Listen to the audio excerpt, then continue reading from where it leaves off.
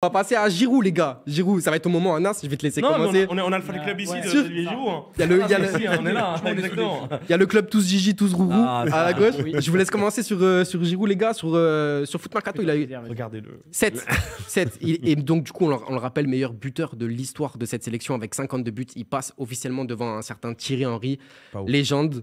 Pas ouf, tu dis? Pas ouf. Allez, vas-y. Je te laisse. Non. N'hésitez pas à clipper dans le chat, c'est le moment d'Anas. Allez, vas-y. Giroud. Non, en vérité, justement, pour parler d'Olivier, c'est déjà un joueur qui a commencé avec une grosse occasion ratée. On le rappelle sur le centre de Dembélé où il a du mal à venir reprendre ce centre fort au second poteau. Mais derrière, il marque son but. Il aurait même pu marquer, je crois, le retourné qu'il a si l'arbitre ne siffle pas avant sur la faute de Varane.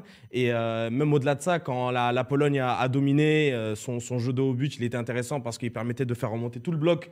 Dès que tu lui passais le ballon, justement, il contrôlait pour laisser tout le monde remonter. Même en fin de match, justement, sur le contre sur le deuxième but de l'équipe de France avec Mbappé, c'est lui qui reprend le dégagement de Griezmann. Et pour la repasser parfaitement à Dembélé sur le côté droit. Donc, c'est dans son registre, franchement, dans son registre, c'est l'un des meilleurs, je trouve, et c'est le joueur parfait pour être numéro 9 sous Didier Deschamps. Donc, encore un bon match de sa part, 7, c'est parfait. J'ai l'impression que tu as oublié dans ton argumentaire, tu as oublié l'action affreuse là qui loupe sur le centre de Dembélé. Non, c'est ça que j'ai dit au début. Après, si tu ne m'écoutes pas, non, mais ça me donne. Non, mais c'était dans le flot de compliments. Je l'ai mis au début, j'ai commencé avec ça. Pour te faire plaisir, on va dire Giroud a fait du Giroud et raté ce genre d'occasion. Ça fait aussi partie du personnage de Giroud parce qu'on sait que c'est pas un Benzema qui rate rien devant le but. Voilà, on sait que Giroud, il a quand même un petit peu de déchets. Au final, il a fait du Giroud, il a fait du bien collectivement. Il a marqué le but qu'on attendait. Faut aussi préciser, tu l'as pas dit, mais sur le deuxième but de la France, c'est Giroud qui, avec son appel, il aspire les deux défenseurs et il libère l'espace pour Mbappé.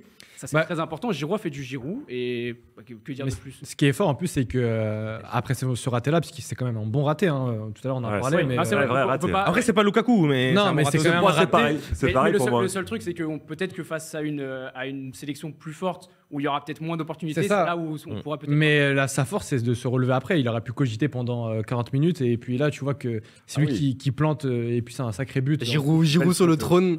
J'ai vu celle de Benzema avec aussi la couronne. Ben là, maintenant, on a celle de Giroud. On va pas lancer un débat Giroud-Benzema, les gars. Non, beau visuel. Non, et sa finition, elle est clinique en plus sur le but. On a une petite déclat aussi de Giroud qui nous a dit j'étais un petit peu frustré de ne pas avoir pu concrétiser sur un ou deux centres qu'il avait fait en début de match, qui est sur celui de Ous où il est hors jeu. Donc j'avais vraiment envie de pouvoir mettre ce but et plus en parler. Non, c'est super pour nous.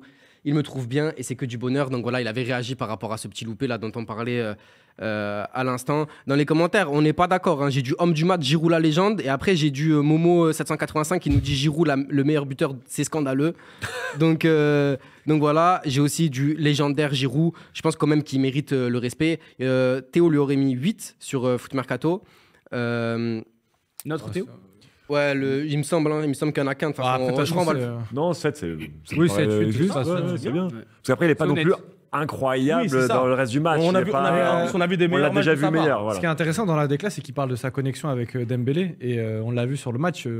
Il a une vraie connexion pour le coup avec Dembélé. Tu sens que les deux se trouvent plutôt pas mal. Contrairement avec Mbappé où il est un peu plus. Oui, même Mbappé c'est plus avec Théo Hernandez aussi ou Rabiot. Oui, mais tu vois, sur les quelques débordements d'Mbappé, tu sens que c'est Giroud qui cherche sur le centre. Après, il les a mal fait, mais il y a 2-3 centres où tu sens que c'est vraiment Giroud qui cherche. Donc là, il est servi. Après, il sait très bien que dans la boîte, il vaut mieux toucher Giroud que Dembélé. Puis c'est un peu le travail de l'ombre aussi. J'ai l'impression que même quand il touche pas le ballon, il pèse sur ces défenses-là. Il en parle. L'appel sur le deuxième but, c'est parfait parce que du coup Mbappé est tout seul et Glick met Milan à sortir dessus, donc c'est parfait. Et il avait 0 sélection, ce que j'ai vu passer. Moi, il avait 0 sélection à 25 ans. Donc les meilleurs buteurs de l'équipe de France. Et les 4e joueurs avec le plus de cap en 9 ans. En 9 ans, il a réussi à mettre 52 buts en équipe de France.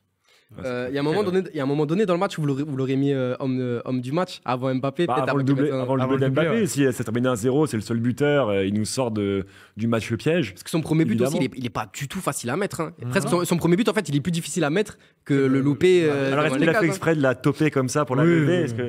Il a parlé avec Mesut Özil sur les réseaux. Est-ce qu'il t'a envoyé un message, Giroud? Dis-nous s'il a fait exprès ou pas.